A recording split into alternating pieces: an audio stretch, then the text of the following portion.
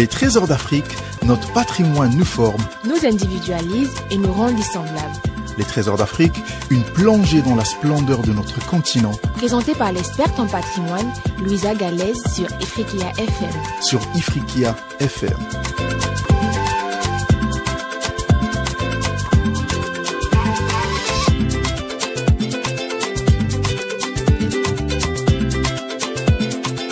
Chers amis d'Afrique et d'ailleurs, bonjour.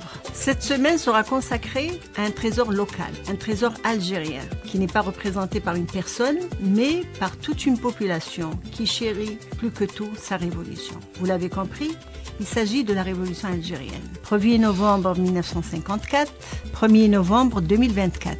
70 ans après, que se rappelle-t-on encore? Comment l'Afrique se rappelle la révolution algérienne? Quel impact cette révolution a-t-elle eu sur les pays africains? Si la majorité des pays africains ont été libérés en 1960 et la révolution algérienne a persisté et perduré jusqu'en 1962, il y a peut-être une raison. Pour nous accompagner dans ce vaste sujet, notre invité du jour, M. Amazid Bouhalfa, journaliste, scénariste, chercheur en histoire et plus d'une corde à son arc.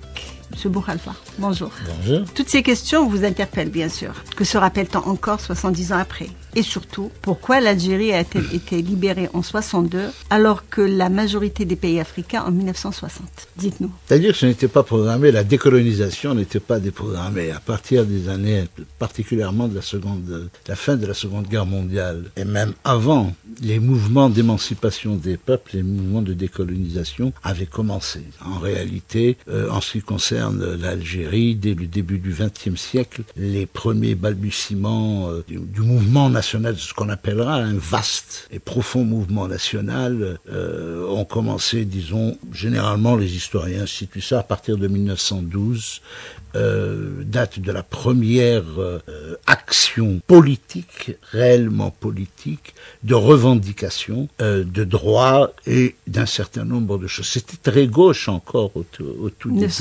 1962, c'est presque un siècle. Hein. De 1912, oui, c'est presque un siècle. Un demi-siècle, en tout cas. Oui, c'est en tous les cas plus d'un demi-siècle.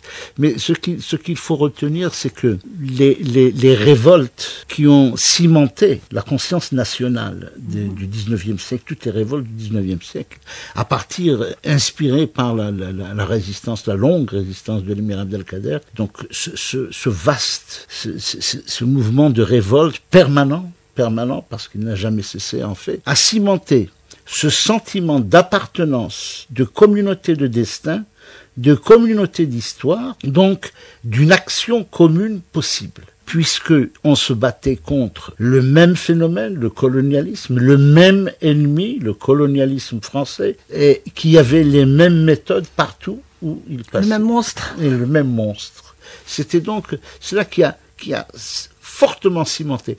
En plus des rémanences et réminiscences historiques très très profondes de ce pays qui a eu, qui n'a pas subi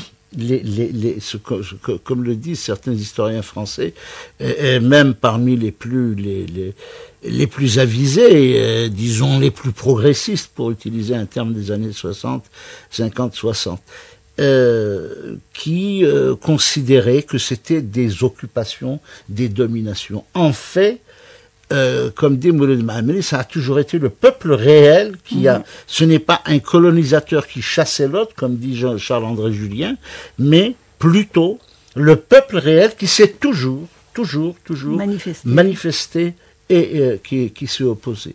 Dans un mouvement qui deviendra d'ailleurs, qui deviendra la doctrine militaire même de l'Algérie jusqu'à présent, c'est-à-dire la défense populaire. C'est-à-dire c'est le peuple en armes qui fait face au danger et puis qui se retire comme la vague se retire, le ressac, qui retourne à son travail, qui retourne à ses occupations. Mais dès qu'il y a danger, il y a cette vague humaine, il reproduit sa manifestation, etc. Donc c'est à partir du début du siècle, et puis ensuite à la mobilisation politique va succéder ensuite le travail idéologique. C'est-à-dire, il ne s'agissait pas de renverser seulement le système colonial, mais de parvenir de proposer quelque chose. C'est-à-dire une révolution. Et ça a été le projet de l'Étoile nord-africaine, un projet qui s'est immédiatement ancré à gauche à gauche dans le schéma politique du XXe siècle, du début du XXe siècle, et même qui persistera jusqu'à récemment, en France particulièrement, la gauche, la droite, mais il s'est ancré à gauche. Ancré à gauche européen. Parce qu'il a été créé, ce mouvement a été créé, surtout porté par les travailleurs émigrés qui ont quitté le pays, qui par battelées entières au début du siècle. Et donc, c'est dans ce creuset ce creuset communiste, du Parti communiste, que s'est formé, disons, idéologiquement. Un grand poids à l'époque. Oui, il avait un grand poids, mais aussi, c'est-à-dire que le caractère aussi social de la culture nationale, le caractère social de solidarité qui s'est développé face au colonialisme, qui s'est développé aussi dans les zaouïats, dans les trucs, le caractère social de l'islam, etc. Tout, c'est un bouillon de culture qui permet de dire que la philosophie politique de l'Algérie est à gauche. Jusqu'à aujourd'hui, nous n'avons pas. Elle est à gauche, elle s'inscrit dans la révolution permanente. Bien sûr.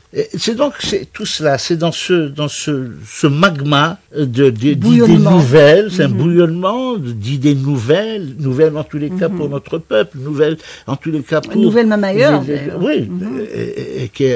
Donc, ce phénomène de décolonisation, pour revenir à cela, a commencé. Donc il est né dans ce que Hamilton, l'écrivain Hamilton, qui a été assassiné avec Pharaon, avec les inspecteurs des centres sociaux en 62, oui, en mars 62, une semaine de l'indépendance.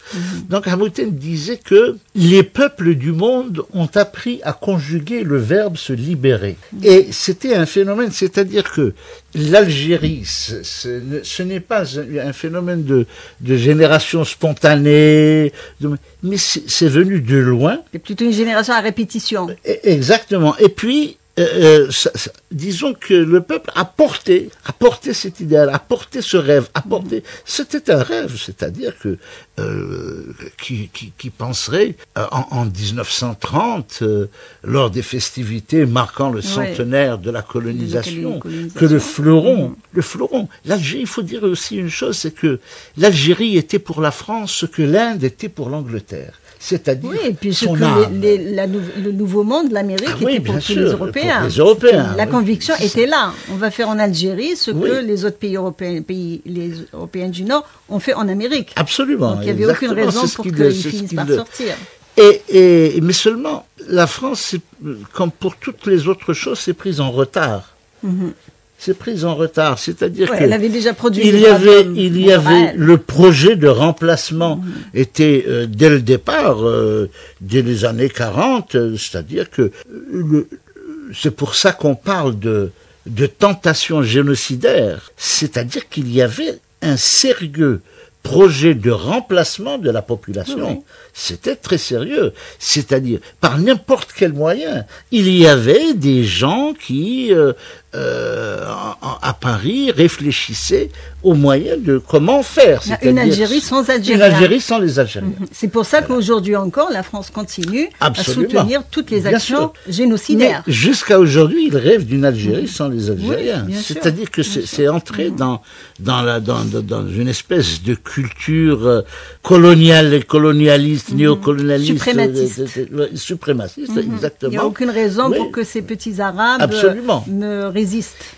Ensuite, il faut dire que la Seconde Guerre mondiale, qui a vu la France entrer dans la cour des grands, grâce au coup de pouce de Staline, il faut le dire.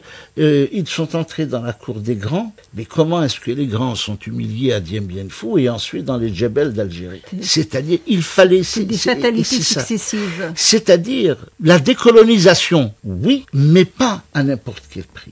Mais pas la défaite. Et cette décolonisation qu'il refuse de considérer, l'ancien colonisateur refuse de considérer la colonisation comme un crime contre l'humanité. Il n'y a pas très très longtemps, il y a moins de 20 ans, ils avaient même essayé d'inscrire ça dans la Constitution et dans les livres scolaires, les bienfaits de la colonisation, oui. Comme s'il y avait de bonnes et de mauvaises occupations. Oui. C'est donc, je termine juste pour répondre à votre question. C'est-à-dire que l'Algérie était une colonie de peuplement. Les autres pays d'Afrique étaient des colonies d'exploitation. Voilà. C'est peut-être le seul pays d'Afrique qui a été colonisé dans ce but. C'est le seul pays qui avait été colonisé dans ce but. Le seul. Autrement dit, ce sera la base à partir de laquelle vont gouverner tous les autres pays qui vont produire de la richesse. Et il ne faut pas oublier aussi que les marches de l'Afrique, c'était Alger en 1830. Bien sûr, oui. C'est à partir d'Alger que l'Afrique a été colonisée. Oui, n'oublions pas la déclaration de Toth, après la bataille du côté de Tamanrasset. La France disait, ça y est, l'Algérie nous appartient, le Sahara nous appartient, et l'Afrique nous appartient. Et c'est ainsi que ce sont... Alger, j'ai colonisé toute la colonne qui est partie, jusqu'à N'Djamena aujourd'hui, jusqu'à Fort-Lamy, à Fort-Lamy, est partie de la colonne Voirol ici, juste à Alger Centre, quoi. À deux pas d'Alger Centre. À deux pas d'ici. C'est-à-dire qu'il était parti. Donc, c'est le grand projet colonialiste, le grand projet impérialiste de la France, est parti à partir de 1830. Et c'est pour ça que le grand projet africain de la libération des pays africains va aussi partir d'Algérie. Également. Nous avons compris, nous avons beaucoup de choses à dire. Avant ça, on va s'arrêter pour un petit moment de musique et on reprendra.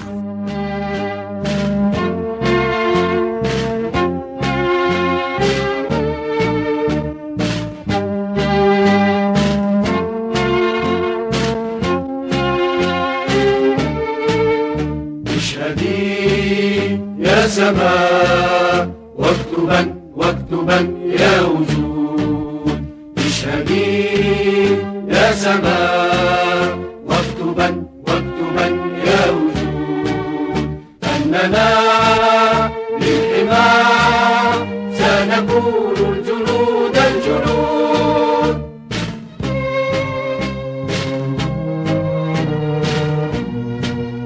فنزيح البلاء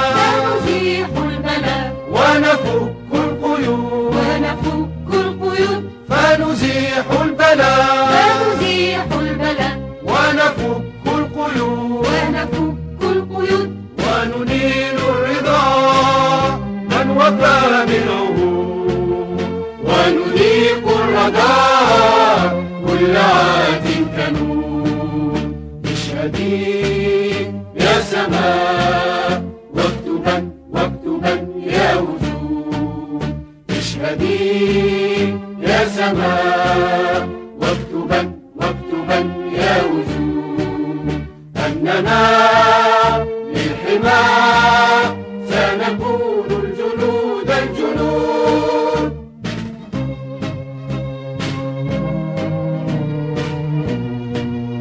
فيا راجلنا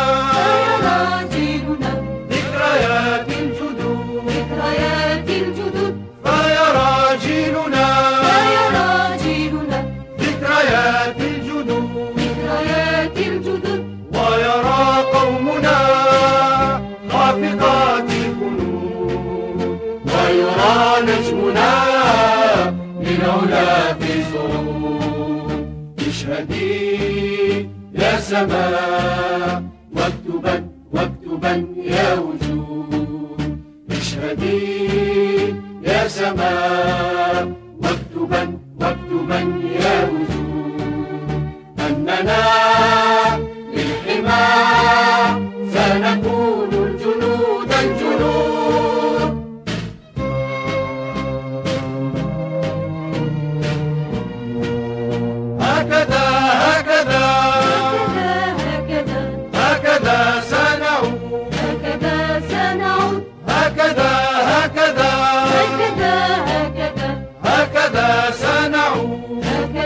سنعود فاشهدي يا سماء واكتبا يا وجود أننا للعلا أننا للخلود اشهدي يا سماء واكتبا واكتبا يا وجود اشهدي يا سماء واكتبا واكتبا يا وجود. Nous sommes avec Monsieur Amazit Boukhalfa, nous parlons de la révolution algérienne, on a parlé donc de comment l'Afrique a été colonisée à partir d'Alger, heureusement pas par les Algériens, et comment aussi, maintenant on va voir comment c'est à partir de l'Algérie aussi que vont partir les grandes philosophies pour la libération de l'Afrique. Mais avant ça, je voudrais quand même, une question qui me revient, 7 ans et demi de guerre. 1,5 million de morts, des prisonniers, des déportés, des torturés, des brûlés vifs, des villages entiers brûlés. C'est dur comme souvenir. Ça marque plusieurs générations, pour nous et pour toute l'Afrique. Alors comment peut-on faire pour se relever de tout ça et de continuer à marcher, pour libérer les autres, pour aider à la libération des autres? Vous savez, ceux qui ont d'abord envisagé de la décolonisation dès le départ, ceux qui ont les politiques, les militants, qui n'étaient pas des universitaires ou autres, c'était des gens du peuple, c'était des classes tout à fait simples et modestes. Ils étaient conscients que cette idée de se libérer... Parce que même si c'est des gens qui n'ont pas fait les écoles et les universités, mais parallèlement, il y avait des écoles internes qui se faisaient par les zaouïas et dans les tribus, dans les villages, qui n'étaient pas moindres. L'école du nationalisme, les meilleures écoles du nationalisme ont été faites par la répression colonialiste. Oui. Ça a été les plus grandes... Ça a été... a été faite dans les écoles de Zaouïa à cause de la répression. Et puis la volonté de liberté est une volonté naturelle chez l'homme. Vivre libre. Ouais, malheureusement, comme la liberté d'occuper, oui. Oui, et oui. Effectivement. Tout comme la liberté d'occuper, si tant est que c'en soit une. Mais en tous les cas, tous ces gens étaient conscients de la tâche qui les attendait. C'est un petit peu ce truc de Mark Twain. Ils savaient que c'était impossible, c'est pour ça qu'ils l'ont fait. Voilà. Et eux-mêmes le savaient. C'est-à-dire que, à partir de la fin des années 40, la création du MTLD, c'est-à-dire d'un appareil de lutte politique, qui est mouvement pour le triomphe des libertés démocratiques. Voilà. Parce qu'on nous écoute de toute l'Afrique. Oui, c'est vrai, on a tendance à s'oublier. Ce mouvement, ce parti indépendantiste, qui était à l'époque le seul issu de l'étoile nord-africaine, qui avait proclamé, qui avait lâché ce mot qui restera jusqu'à 1962 comme un hymne, c'est l'istiqlal, l'indépendance. Et depuis 1926, ça a été proclamé, c'est-à-dire que l'objectif, c'est l'indépendance. Malgré l'interdiction qui a été faite par les autorités coloniales de prononcer ce mot, ou d'intégrer ce mot dans n'importe quel programme, quel que soit le programme politique, quel que soit le parti politique, ce mot était interdit. Oui, à ce jour, on dit encore autodétermination. Oui, pour eux, c'est l'indépendance. Dans l'imaginaire, ça continue. Absolument. Ce mot magique qui a immédiatement galvanisé, c'était ce sémaphore lointain qui a guidé toute la marche du peuple algérien depuis qu'il a été prononcé. L'indépendance. Ces partis, que ce soit le PPA, ensuite le MTLD, le MTLD envisageait donc la lutte politique, mais aussi, il n'écartait pas l'éventualité, c'était de recourir à la lutte armée, le dernier recours. En créant l'OS. Oui. C'est d'ailleurs le dernier recours, l'OS qui veut dire organisation secrète. Puisque dans l'appel du 1er novembre 1954, dans l'appel du 1er novembre, il était considéré comme le dernier recours. Il n'y a pas le mot guerre dans la proclamation du 1er novembre, dans l'appel du 1er novembre, à aucun moment. Le premier qui a prononcé le mot guerre en France, c'est François Mitterrand, qui était ministre de l'Intérieur, qui avait été envoyé juste après le déclenchement de la guerre de libération, le 6 novembre, je crois bien, à Betna. Donc, c'était ce mot. Et à l'époque, il n'était pas du tout de gauche. Non, c'était, disons, une espèce de bouillon SFIO, un peu ouvriériste, mais c'est-à-dire que ce soit pour la gauche ou pour la droite, il faut le dire, l'indépendance, aux peuples coloniaux avait été dès le départ à l'international, ça avait été rejeté. La huitième condition de Lénine, c'est-à-dire l'indépendance aux peuples coloniaux, a été rejetée par le Parti communiste français, qui avait socialiste français, ensuite communiste, du début du 19e siècle, du 20e siècle. Donc cette éventualité, il était tout à fait normal. Jules Ferry le disait à la fin du 19e siècle. Jules Ferry disait que il nous appartient à nous, peuple supérieur, de guider et de civiliser ces peuples qui sont considérés comme des êtres inférieurs, il faut dire. Des sauvages. Donc, nous étions des sauvages qu'il fallait absolument. Mais c'est exactement, jusqu'à aujourd'hui, quand on voit la déclaration de ce ministre israélien qui dit que les Palestiniens, ce sont des animaux humains. Des insectes, a-t-il dit. Oui, des animaux humains. Les écraser. Il faut écraser des animaux humains. Et c'est-à-dire que on retrouve cette idéologie colonialiste, on la retrouve. Pourquoi ? Parce qu'elle n'a pas été combattue comme telle. Ceux qui ont pris les armes, je pense au peuple vietnamien, au peuple algérien bien entendu, et à d'autres peuples, le peuple palestinien aujourd'hui. Et ceux qui ont pris les armes et qui ont osé aller jusqu'au bout de leur pensée, c'est-à-dire que quel que soit le prix, on savait donc... Oui, parce qu'ils n'ont plus rien à perdre. Tout ce que vous avez énuméré dans votre question, ils savaient. Mais quand un moudjahid, quand j'ai discuté avec des centaines de moudjahidines, d'hommes de combat, ils vous disent, moi quand j'ai pris les armes, j'étais libre, c'était fini. Voilà, c'est vraiment l'application de la théorie sartrienne, quoi. Oui, absolument. C'est la libération. Oui, je suis libre. Mais il ne me reste que... Maintenant, il me reste à vivre ou mourir, ça c'est une autre question. Mais je suis libre quand j'ai pris les armes, c'est-à-dire que je me suis détaché du système dominant, du système colonialiste. Oui, je ne suis plus dans ce système. C'est un peu cette phrase de Mohamed Saïd Mazouzi qui disait au tribunal, mais vous n'avez pas le droit de me juger, je ne vous reconnais pas. En 47 ou 48, je crois, quand il a été condamné, d'ailleurs, il a été libéré en 1960. Ce qui est extraordinaire, c'est que ces gens-là avaient entre 17 et 20 ans. Quoi. Ah oui, c'est pas des gens qui ont déjà vécu leur vie. Oui, absolument. C'est des gens qui découvraient, quand on pense au texte sur l'émir Abdelkader de Kateb Yassine qu'il avait fait à l'âge de 17 ans, et cette conférence qu'il a animée, une conférence à Paris sur l'émir Abdelkader, qu'il est lié à l'indépendance de l'Algérie. C'est l'intitulé de sa conférence et de sa plaquette qui existe d'ailleurs, qui est très connue. Donc il racontait l'épopée de l'émir Abdelkader avec cette perspective de nouveau soulèvement pour l'indépendance, c'est-à-dire que la lutte n'est pas terminée. Voilà. En 1962, quand on pense aux 2,5 millions de personnes déplacées qui étaient dans des camps de concentration, parce que ça ne s'appelle pas autrement, et ce n'est pas moi qui le dis, le rapport Rocard concernant les camps de ce qu'ils appelaient les camps de regroupement, ce rapport condamne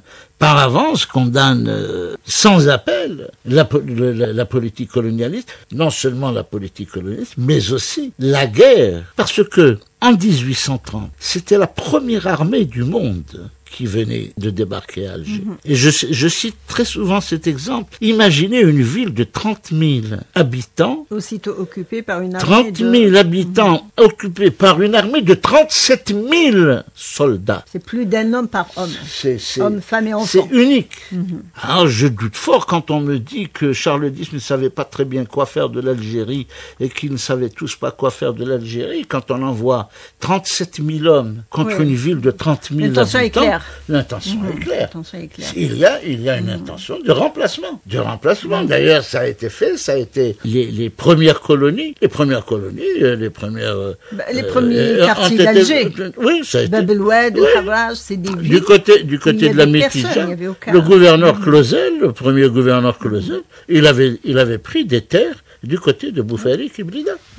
Il s'était servi en premier. Oui. Et surtout, il a tué tous les gens qui étaient dans les alentours. Là, gardant quand même quelques personnes pour travailler les terres. Sûr. C'est ce qu'il a perdu. Et encore que, il ramenait même des hommes des autres pays européens pour travailler les terres. Pour pouvoir supprimer tout ce qui était là. En fait, la colonisation est venue par la suite. Au départ, il y a eu la conquête et ensuite la colonisation. Cher Vasile, c'est bien beau de parler de tout ça. Enfin, c'est l'histoire algérienne, on peut en parler pendant des jours. On n'en finit pas, mais en 2 mots, je voudrais quand même introduire ce que l'Algérie aura à faire après son indépendance avec les pays africains. Seulement en 2 mots, puis après on y reviendra. Oui, parfait, oui. C'est-à-dire ce que... Parce qu'il faut dire que l'Algérie n'a pas lutté que pour elle-même. Elle a été une locomotive qui a entraîné avec elle, qui a traîné et entraîné avec elle dans sa course tout un continent qui va se libérer sur ses traces. En fait, l'effet d'entraînement a commencé avant l'indépendance. L'effet d'entraînement a commencé par l'attention très particulière que le colonialisme français apportait à la question algérienne, ce qu'on appelait la question algérienne. Et les peuples africains et les leaders, les militants nationalistes africains ont également pris exemple sur ce qui se passait en Algérie. Il y a eu un effet d'entraînement qui n'est pas forcément contrôlé. C'est l'histoire à partir du moment où on rentre dans l'engrenage de l'histoire, parce que c'était effectivement ce qui se passait. Et si les leaders, les politiques français ont échoué, c'est parce qu'ils se sont opposés à l'histoire. On ne s'oppose pas. Il y a une volonté de l'histoire qui en fait ne fait qu'exprimer la volonté des peuples. Ils se sont en fait opposés à une évidence qui s'imposait à eux, qui est la libération de l'Algérie, veut dire la libération de toute l'Afrique. L'Algérie, donc, de par son patrimoine, de par son histoire, de par son rôle de leader et d'exemple, a introduit quelque chose qui n'a pas commencé en 62, mais qui a commencé depuis 1830, et même avant, parce qu'elle a quand même connu pas mal d'occupations successives, suivies de libéralisation successives. Et donc, c'est toute une histoire, à commencer par de la préhistoire, j'ai envie de dire. C'est peut-être ce qui manque aujourd'hui au destin de l'Afrique, étant encore capable de suivre un pays qui initie une opération alors qu'on ne connaît pas encore la fin de cette opération. C'est ce que nous allons essayer de comprendre. Mais dans ces paroles d'espoir, je vous souhaite, chers amis, une bonne semaine. Prenez soin de vous et de votre patrimoine.